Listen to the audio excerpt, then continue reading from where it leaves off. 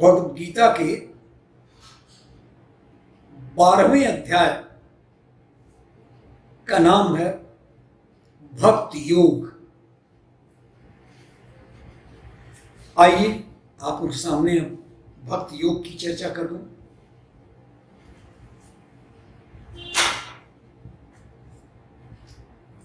ईश्वर सब जगह है। ईश्वर हमारे भीतर और हमारे चारों ओर निवास करता है। यह जिस क्षण यह चेतनता, यह दैवीय प्रेम अनुभव कर लिया जाता है, उसी क्षण से व्यक्ति किसी अन्य वस्तु की चाहत नहीं रखता और तभी हम ईश्वर प्रेम का सच्चा अर्थ समझ जाते हैं। भक्ति योग प्रेम की उच्च पराकाष्ठा है। ईश्वर के प्रति अत्याधिक प्रेम ही भक्ति है। जब व्यक्ति संसार के भौतिक पदार्थों से मोह त्याग कर अनन्य भाव से ईश्वर की उपासना करता है तो उसी को कहते हैं भक्ति। कहते हैं 9 प्रकार की भक्ति होती है। नाम सुना होगा आपने, नवधा भक्ति। नवधा भक्ति भक्ति योग का महत्वपूर्ण पक्ष है। 9 प्रकार से भगवान की भक्ति की जा सकती है। भागवत पुराण में कहा गया है, श्रवणम कीर्तनम विष्णु स्मरणम पाद सेवनम अर्चनम वंदनम दास्य साख्यम आत्मय निवेदनम।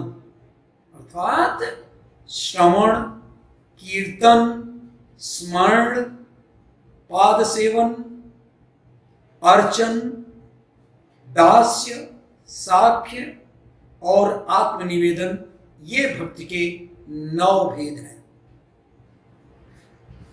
श्रवणम यानी श्रवण भक्ति मतलब परमपिता परमेश्वर अपने आराध्य इष्ट के दिव्य गुणों व लीला आदि के विषय में सुनना श्रवण भक्ति कहलाती है। कीर्तन भक्ति उसे कहते हैं जो कीर्तन से आप भली बात परिचित हैं, सब लोग परिचित हैं।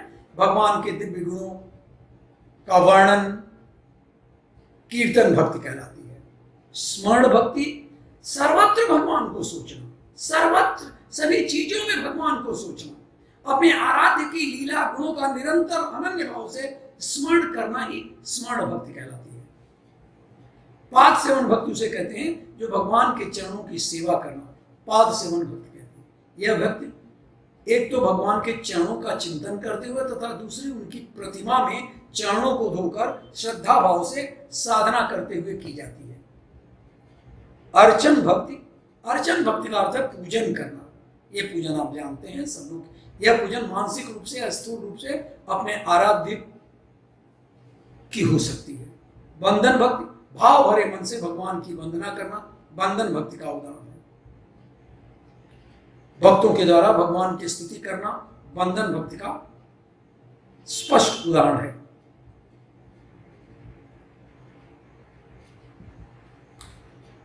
दास्य भक्ति, अपने आप को भगवान का दास समझना, अपने आप को भगवान का सेवक समझना दास्य भक्ति का उदाहरण है। जैसे हनुमान जी श्री रामचंद्र जी के प्रति रखते थे। साख्य भक्ति, साख्य का अर्थ है मित्रता, मित्र, अपने आराध्य को अपना मित्र समझना। जैसे सुदामा कृष्ण, अर्जुन कृष्ण, ये भक्त के उदाहरण हैं। सखे मत्वा प्रसोम ये तुम, हे कृष्ण हे यादव हे सखे। आत्मनिवेदन भक्ति, आत्मनिवेदन भक्ति अपने को भगवान के स्वरूप में अर्पण कर देना, समर्पित कर देना, यही है भक्ति है। तो इस तरह से हम लोगों ने ये देखा कि 12वें अध्याय का नाम हम लोगों ने भक्ति योग सुना। ऐसा नहीं है, एक बात और आप सब लोग समझ लें, ये बिल्कुल अपूर्णता का ज्ञान होगा कि हम कहें कि 12वें अध्याय में भक्ति योग है। अन्य अध्यायों में भी भक्ति योग की चर्चा की गई है, पर 12वें अध्याय में विशेष रूप से भक्ति की चर्चा हुई है। इसी में कर्म योग और ज्ञान योग की भी चर्चा है। 11वें अध्याय में अंत में ये एक भगवत गीता में एक बड़ी खास बात है कि जब कभी भी अगला अध्याय होता है तो उसके पिछले वाले अध्याय में भगवान श्री कृष्ण ने अगले वाले अध्याय की भूमिका जरूर रखी है। तो यहां भी 12वां अध्याय शुरू होने के पहले 11वें अध्याय में के अंत में भक्ति के कुछ सूत्र रख दिए और वहीं से भक्ति योग की चर्चा हुई। भगवान ने अर्जुन को दिव्य चक्षु देकर अपने विराट रूप को दिखाया। अर्जुन घबरा गए और बोले, हे देवेश, आप प्रसन्न होइए, आप अपने उसी रूप को दिखाइए जो चतुर्भुज रूप है। तब भगवान ने अपने चतुर्भुज रूप को दिखाया, फिर तुरंत अपने सौम्य रूप को दिखाया। सौम्य रूप अर्थात 2 भुजाओं वाला रूप, मनुष्य का रूप। जब अर्जुन ने कृष्ण को आदि रूप में देखा तो कहा, हे जनार्दन, आपके इसी सुंदर मानवीय रूप को देखकर मैं अब स्थिर चित्त हूं। लेकिन अर्जुन के पास अभी भी वो प्रश्न नहीं उठा जो कहते हैं कि हम सन्यासी हो जाएं, हम ज्ञान योग का सहारा लें। तो अर्जुन पूछते हैं, अच्छा अब आप बताइए, जो आपकी सेवा में सदैव तत्पर रहते हैं या जो ब्रह्मा की पूजा करते हैं अर्थात ज्ञान योग में जाते हैं, आप उसे किसे अधिक महत्वपूर्ण सिद्ध मानते हैं? अर्जुन का आशय यह था कि हमें कर्मों में नहीं वरन ज्ञान में जाने के लिए आप हमें तैयार करें। अर्जुन बोले कि जो अनन्य प्रेमी भक्तजन पूरी तरह से निरंतर आपके भजन ध्यान में लगे रहकर आप सगुण रूप परमेश्वर को और दूसरे जो केवल अविनाशी सच्चिदानंदन निराकार ब्रह्म को ही अतिश्रेष्ठ भाव से भजते हैं, आप बताइए प्रभु और आप बताइए हे कृष्ण, उन दोनों प्रकार के उपासकों में अति उत्तम योग्यवेत्ता कौन है? बहुत बड़ा प्रश्न है कि मतलब भक्त योगी या ज्ञान योगी जो सन्यास की ओर जाना चाहता है वो श्रेष्ठ है या जो आपकी सदैव उपासना किया करता है वो? श्री भगवान बोले, मुझ में मन को एकाग्र करके निरंतर मेरे भजन ध्यान में लगे हुए जो भक्तजन अतिशय श्रेष्ठ श्रद्धा से युक्त होकर मुझ सगुण रूप परमेश्वर को बसते हैं, वे मुझको योगियों में अर्जुन अति उत्तम योगी मान्य हैं। लीजिए साहब, निष्कर्ष निकाल दिया भगवान ने। लेकिन फिर भी वो ज्ञान योग को कम नहीं मानते, कह रहे हैं लेकिन जो पुरुष इंद्रियों के समुदाय को भली प्रकार वश में करके मन बुद्धि से परे सर्वव्यापी अकथनीय स्वरूप, अवर्णनीय स्वरूप और सदा एक सा रहने वाले नित्य अचल निराकार अविनाशी सच्चिदानंदन ब्रह्म को निरंतर एक ही भाव से ध्यान करते हुए बसते हैं, वे संपूर्ण भूतों के हित में रत और समान भाव वाले योगी भी मुझको ही प्राप्त करते हैं। दोनों तरह से, भक्त योगी भी और ज्ञान योगी भी। फिर आगे समझाते हैं, भक्त के मार्ग में श्रद्धा आवश्यक है। स्पष्ट करते हैं कि भक्त के मार्ग में श्रद्धा आवश्यक है। ज्ञान के लिए नित्य और अनित्य का विवेक होना चाहिए तथा वैराग्य होना चाहिए। संसार में जहां सब कुछ आकर्षक लगता है वहां मन और इंद्रियों को पार करके वैराग्य की ओर जाना, रे कृष्ण रे अर्जुन, बहुत ही कठिन है। हे मित्र, जहां सब कुछ आकर्षक दिखता हो वहां मन और इंद्रियों को पार करके वैराग्य की ओर जाना बहुत ही कठिन है। भगवान कहते हैं, अर्जुन तू ज्ञान योग की पात्रता तो नहीं रखता। देखो भाई, अतः सलाह देते हैं इस मार्ग को छोड़ दे तू। परंतु जो मेरे प्राण रहने वाले भक्तजन संपूर्ण कर्मों को मुझ में अर्पण करके मुझ सगुण रूप परमेश्वर को ही अनन्य भक्त योग से निरंतर चिंतन करते हुए बसते हैं, वे ही हमें प्राप्त करते हैं आसानी से। यानी जो अपने सारे कार्यों को मुझ में अर्पित करते हुए मेरी पूजा करते हैं और अपने मन को मुझ में स्थिर रखकर मेरा ध्यान करते हैं, उनके लिए मैं जन्म मृत्यु के सागर से उनका शीघ्र उद्धार कर देता हूं। मतलब यह है कि हम जो भी कर्म करते हैं उसमें अपने ईश्वर को स्थिर कर लें। ईश्वर जैसा चलावे वैसा ही हम चलें। अपने को प्रभु के हाथों की कठपुतली मान लें, जैसा वो चाहेंगे हम वैसा ही करेंगे। कितनी बड़ी आस्था है ईश्वर के प्रति। अपने में पूर्णता कर्तापन का अभाव हो और भोक्ता फल का भी अभाव हो। वह संसार में मुझसे बढ़कर किसी को नहीं मानता हो, और जो अपने अंतःकरण में ध्यान और इंद्रियों के माध्यम से अनन्य भाव से हमारी उपासना करता है, तो वो मुझे जल्दी प्राप्त करता है। एक उदाहरण यहां पर दूं, आप लोग ध्यान से सुनिएगा कि किस तरह से भगवान की ओर अर्पित कर दें अपनी सारी समस्याएं। भगवान है तो सब कुछ है, भगवान नहीं तो कुछ भी नहीं। एक मां मेले में गई थी, विधवा मां थी, आय का साधन उसे नहीं था। वह अपने बच्चे को लेकर के एक मेला दिखाने ले गई। अब जब वहां जाती है, वह तमाम किस्म के बच्चा जो है, उसे क्या पता है कि मां की क्या स्थिति है। तो जहां भी रास्ते में जो भी देखता है, आप लोग यहां पर रुक जाएंगे, समझ लेंगे कि मैं क्या कह रहा हूं। तो जहां भी वो जाती है, मां बच्चा पीछे पीछे, और वो दिखाता है, वो खिलौना ले आ दो, वो मिठाई हमको चाहिए। और मां कहती है अभी नहीं, अभी रुको, अभी आगे बहुत सारी अच्छी चीजें मिलेंगी और वहां पर मैं ले चलूंगी, वहां खरीद लूंगी, ये अच्छी नहीं है। फिर कुछ दूर जाती है, फिर वहां पर बच्चा जिद करता है, ये ले दो, ये खरीद दो। फिर मां इसी तरह से उसको किसी तरह से उसको फुसलाती है और कहती है अभी नहीं, अभी तो बाजार शुरू हुआ, मेला शुरू हुआ, अभी तो आगे आगे बहुत अच्छी अच्छी चीजें, सस्ती सस्ती चीजें, इससे भी अच्छी चीजें मिलेंगी। उसके पीछे एक धनाढ्य व्यक्ति जा रहा था, मां के पीछे, और वो देख रहा था कि किस तरह से ये गरीब मां अपने बच्चे को फुसला करके आगे का लोभ दिला करके और उसे आगे लेते जा रही है। भीड़ का भक्तों ऐसा रीला आया कि वो बच्चा मां से बिछड़ गया।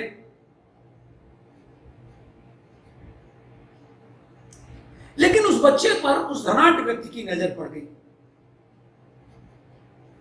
वो जानता था कि उसी मां का ये लड़का है। उसने कहा मत रो, और वो बच्चा चिल्लाया जा रहा था, चिल्लाड़ मचाया जा रहा था, किसी के वश में नहीं था वो। उस व्यक्ति ने कहा मत रो, तुम कहते थे ना कि खिलौना चाहिए, ले लो। खिलौना खरीद दिया, उसने उस खिलौने को फेंक दिया। फिर कहा तुम चाहते थे ना वो मिठाई लिया, खरीदा, बच्चे को दिया, बच्चा फेंक दिया। कहा मुझे केवल मेरी मां चाहिए, मां, नहीं चाहिए ये मिठाई, नहीं चाहिए ये खिलौना। यानी बच्चे को सब चाहिए, लेकिन मां उसे पहले चाहिए। यह है बच्चे का मां के प्रति अनन्य भाव। उसी तरह भक्त के लिए भी भगवान के प्रति अनन्य भाव है। उसे सब दुनिया में रहना है, इस दुनिया में रहना है, उसे सब चाहिए, लेकिन उसे भगवान पहले चाहिए। भगवान नहीं है तो सब चीज व्यर्थ है, मिट्टी है। उसके बिना उस भक्त को कुछ भी अच्छा नहीं लगता। तो भगवान कहते हैं इस प्रकार से मेरे में मन और बुद्धि दोनों को अर्पित कर दो। संकल्प और विश्वास दोनों के केंद्र ईश्वर के प्रति केंद्रित करो, और इस प्रकार तुम यदि मन और बुद्धि दोनों को मेरे पास रख देते हो तो मैं संभालूंगा, मुझ में सदैव वास करोगे। सर्वधर्म परित्यज्य मामेकं शरणं व्रज, अहं त्वां सर्व पापेभ्यो मोक्षयिष्यामि मा शुचः। मैं हूं ना, मैं करूंगा ना तुम्हारे लिए। इसलिए भगवान कहते हैं कि यदि तुम अपने मन और बुद्धि को अविचल भाव से मुझ में स्थिर नहीं कर सकते तो तुम भक्त के अभ्यास से मुझे पाने की इच्छा करो। मन और बुद्धि सब कुछ मेरे में स्थिर कर देना है यदि इस अभ्यास से, तो भक्त के अभ्यास से मुझे पाने की इच्छा। अर्थात अभ्यास योग की सबसे ऊंची अवस्था है मन बुद्धि को समर्पित करना। जिस तरह कर्म और कर्म योग में अंतर है, उसी तरह अभ्यास और अभ्यास योग में अंतर है। तो जब किसी अभ्यास को भगवान से जोड़ देते हैं तो वह अभ्यास योग बन जाता है। मन को केंद्रित करने की कोशिश करने के लिए बार बार मन को वापस केंद्रित करना ही अभ्यास योग है। अर्थात बार बार चित्त को अभ्यास में केंद्रित, ईश्वर में केंद्रित करना ही अभ्यास है। जप चक्र इसीलिए करते हैं, जब निरंतर करते जाते हैं और निरंतर करने में चित्त को ईश्वर में केंद्रित हो ही जाता है, तो धीरे धीरे मन के अभ्यास की अवधि घटती है। अभ्यास में अर्जुन, यदि इसमें भी तू असमर्थ है तो ज्ञान की पात्रता तो हम तुम्हें नहीं मानते, भक्ति में मानते हैं। उसके बाद अभ्यास और अभ्यास में भी यदि तू असमर्थ है तो मेरे लिए कर्म करो, अर्थात सब कर्म को मुझ में अर्पित कर दो, सब भगवान के लिए, मेरे लिए तुम छोड़ दो। यदि तू उपयुक्त अभ्यास में भी असमर्थ है तो केवल मेरे लिए कर्म करने के ही परायण हो जा। इस प्रकार मेरे निमित्त कर्मों को करता हुआ भी मेरी प्रतिरूप सिद्धि को प्राप्त कर सकेगा। यदि मेरी प्राप्ति रूप योग के आश्रित होकर उपर्युक्त साधन को करने में, जैसा मैंने कहा है, उसमें भी असमर्थ हो तो मन बुद्धि आदि पर विजय प्राप्त करने वाला होकर सब कर्मों के फल का त्याग कर दो। समझे? सब कर्मों के फल का त्याग कर दो। एक उदाहरण दूं, आप समझिएगा कि जैसे मुनीम एक सेठ के यहां नौकरी करता है, करोड़ों का काम करता है, वो सब कार्य करता है पर सेठ के लिए करता है। वो अपने को इन कर्मों का कर्तापन भाव नहीं रहता, वो मानता कि मैं अपने लिए नहीं कर रहा हूं। वो सेठ है, नौकरी करता है, लेकिन वो सेठ का नौकरी करता है, लेकिन वो जानता है कि जो कुछ भी काम कर रहा हूं वो मुनीम के कहता है, वो सेठ के लिए करता है, करोड़ों करोड़ों का काम करता है। इसी तरह मनुष्य अपने सभी कार्य प्रभु के लिए कर्म करता हुआ सिद्धि को प्राप्त कर सकता है। यदि कर्मों को मुझ में अर्पित करने में भी असमर्थ है तो, यदि कर्मों को मुझ में अर्पित करने में भी असमर्थ है तो, और फिर भी सिद्धि पाना चाहता है, तो अपने समस्त कर्म फलों का त्याग कर दो। सबसे बड़ा टॉप लेवल पर भगवान कहते हैं कर्म फलों का त्याग कर दो, भोक्तापन मुझे दे दो और आत्मा अर्थात भगवान में स्थिर होने का प्रयत्न करो। कर्म फल जो भी मिलेगा, अच्छा है मिलेगा, बुरा मिलेगा, आपके अनुकूल मिलेगा, आपके प्रतिकूल मिलेगा, वो सब कर्म फल का त्याग कर दो और भगवान में स्थिर होने का प्रयत्न करो, मुझ में स्थिर होने का प्रयत्न करो। कर्म फल त्याग ही ऊंची साधना है, इसको सब लोग समझ लें। कर्म फल का त्याग ही सबसे ऊंची साधना है। इसीलिए भगवान कहते हैं कि ज्ञान अभ्यास से बढ़कर है।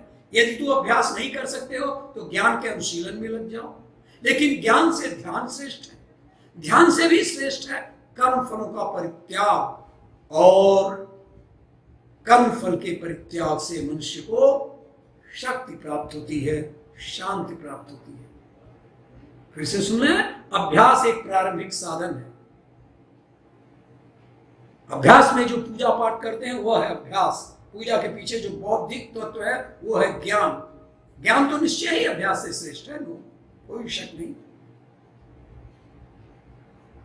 हम दीप जो दिखाते हैं वो अग्नि तत्व के लिए, जल चढ़ाते हैं जल तत्व के लिए, घंटी बजाते हैं आकाश तत्व के लिए, तो आकाश शब्द का प्रतीक है।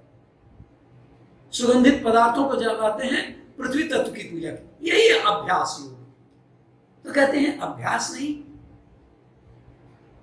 तो हम ध्यान करें, ध्यान भी नहीं तो हम कर्म फल का त्याग करें। कर्म फल त्याग को उन्होंने सर्वोच्च साधना बताया है। श्रेयो ही ज्ञानम अभ्यासात् अभ्यासात् ध्यानं विशिष्यते, ध्यानात् कर्म फल त्याग, त्यागात् शांति निरंतरम, श्रेयो ही ज्ञानम अभ्यासात्, अभ्यासात् ध्यानं विशिष्यते, ध्यानात् कर्म फल त्याग, त्यागात् शांति निरंतर। मर्म को न जानकर किए हुए अभ्यास से ज्ञान श्रेष्ठ है, ज्ञान से मुझ परमेश्वर के स्वरूप का ध्यान श्रेष्ठ है, और ध्यान से भी सब कर्मों के फल का त्याग श्रेष्ठ है, क्योंकि त्याग से ही तत्काल तत्काल परम शांति प्राप्त होती है। यदि ज्ञान नहीं है तो ये पूजा एक यांत्रिक है, अभ्यास केवल मात्र है। दीप घुमाते हैं, घंटी बजाते हैं, मन भी उसी तरह घूम रहा है। ज्ञान न हो तो पूजा का क्या अर्थ है? इसीलिए कहा जाता है कि ज्ञान अभ्यास से श्रेष्ठ है। हम जो नित्य पूजा करते हैं, कोई हमारे पास ज्ञान नहीं है, घंटी बजा दिए क्योंकि बजाया जाता है, और उसी घंटी के साथ साथ मन भी घूम रहा है, तो ऐसे पूजा का कोई अर्थ नहीं है। इसलिए उसका ज्ञान होना अभ्यास से श्रेष्ठ है। पूजा कर रहे हैं और ज्ञान भी नहीं है, पूजा तत्व का बोध भी हो गया, परंतु बोध तो हो गया, फिर भी मन इधर उधर भागता रहता है, तो इसका कोई लाभ होगा क्या? कुछ नहीं होगा। इसीलिए ज्ञान से बढ़कर ध्यान को माना गया। ध्यान होना चाहिए, ज्ञान तो है लेकिन ध्यान आपका नहीं है, उसमें मनोनिवेश होता है। फिर ध्यान से बढ़कर कहा गया, इससे बढ़कर कर्मफल का त्याग, कर्मफल सबसे श्रेष्ठ है, इसी से शांति प्राप्त होती है, और इससे भी बढ़कर है कर्तापन का त्याग। मैं कर रहा हूं, मैं हूं ऐसा, कर्मफल का त्याग करने के बावजूद भी यह वृत्ति कि मैंने कर्म किया, मेरे द्वारा हुआ है, लेकिन कर्मफल का त्याग कर रहा हूं, यह भी एक महान महान पाप किस्म का है, यह भी एक अहम भाव है। इसके बाद भक्त के तमाम लक्षण बताया गया है 12वें अध्याय में। ये 12वां श्लोक था। उसके बाद से जो 8 श्लोक और बताए गए हैं, और इस सब में भक्त के लक्षण बताए गए। एक बार हम अब इसके बाद से श्लोक पढ़ लेते हैं, उसका संक्षेप में हम अर्थ भी बता देंगे, लेकिन आप लोग ध्यान रखिए, ये सब भक्त के लक्षण बताए गए हैं। और ये भी संभव है, आप ये सोचें कि यदि इतना सारा होना चाहिए लक्षण, तो आप ये कह सकते हैं कि तो संभव ही नहीं है, इसलिए हम क्या कभी भक्त नहीं हो सकते? तो भगवान कहते जितना भी संभव हो उस सीमा तक आप लोग पूरा करें, और धीरे धीरे आगे चलकर ऐसा समय आ सकता है कि प्रभु के कृपा से ये लक्षण धीरे धीरे हमारे भीतर भी आ सकते हैं। जिसके जीवन में ये लक्षण दिखाई देते हैं वो भक्त सिद्ध कहलाते हैं। फिर से एक बार कह रहा हूं, वे सारी बातें जो आप आगे पढ़ेंगे, आगे सुनेंगे, उसमें यही लिखा हुआ है कि ऐसा भक्त होना चाहिए, ऐसा भक्त होना चाहिए। लेकिन यदि नहीं संभव है तो धीरे धीरे हम कोशिश करें।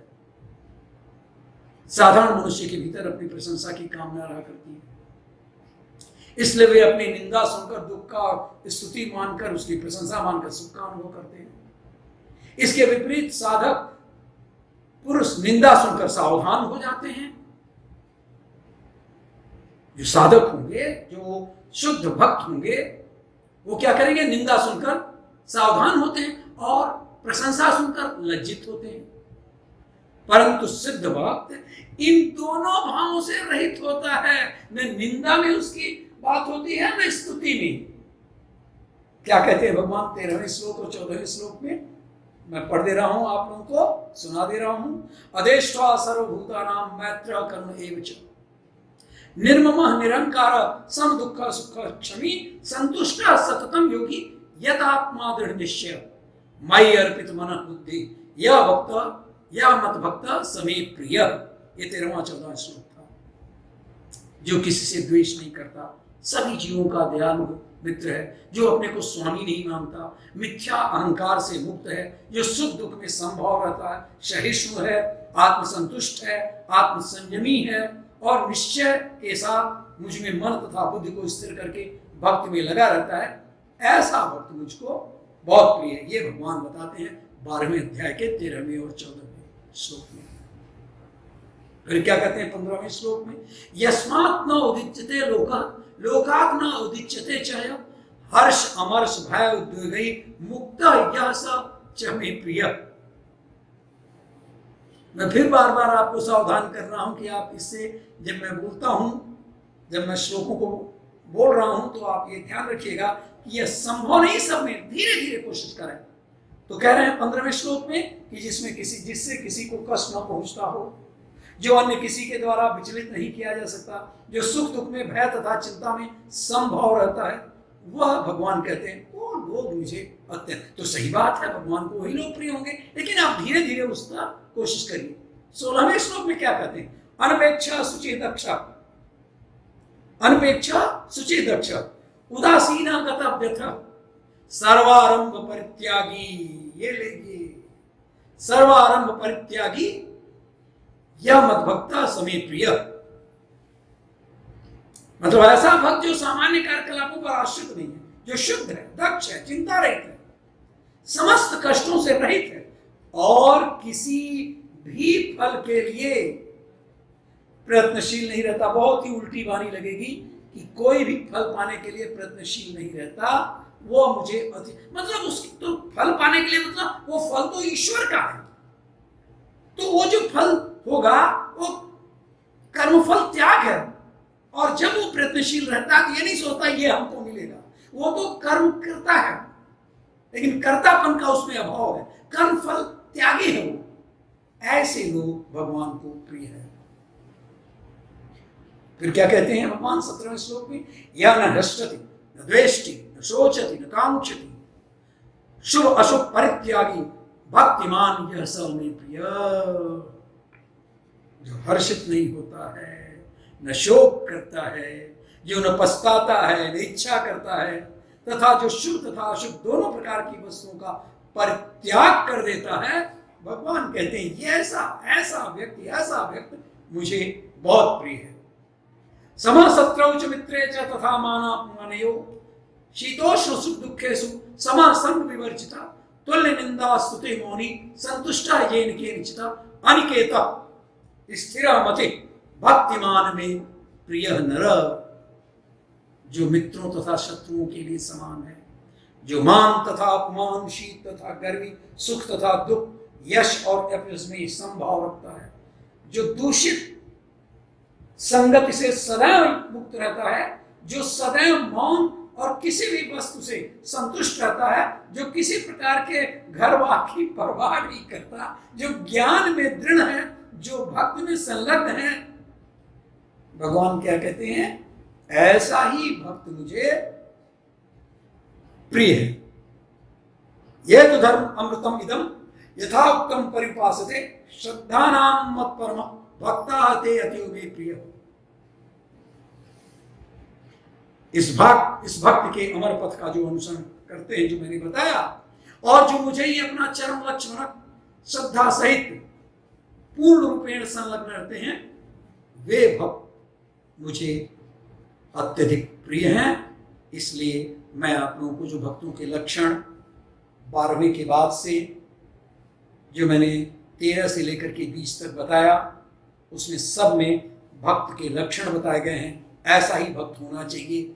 आपका बराबर प्रश्न होगा, ऐसा तो कोई दुनिया में संभव नहीं है। जरूर होंगे लोग, लेकिन आप भी हो सकते हैं उसी प्रकार का भक्त, लेकिन आप धीरे धीरे अभ्यास करिए। धीरे धीरे जब अभ्यास करेंगे, हम सब लोग करेंगे, तो धीरे धीरे कुछ न कुछ गुण आएंगे। इसलिए 13 से 20 के श्लोकों में भगवान ने समस्त लक्षणों को एक जगह किया है। इस प्रकार 12वें अध्याय में 12वें श्लोक तक वो सिद्धांत की बात करते हैं, और 13वें से 20वें श्लोक तक वो भक्त के लक्षण बताए हैं, जो मैंने आपको समर्पित किया।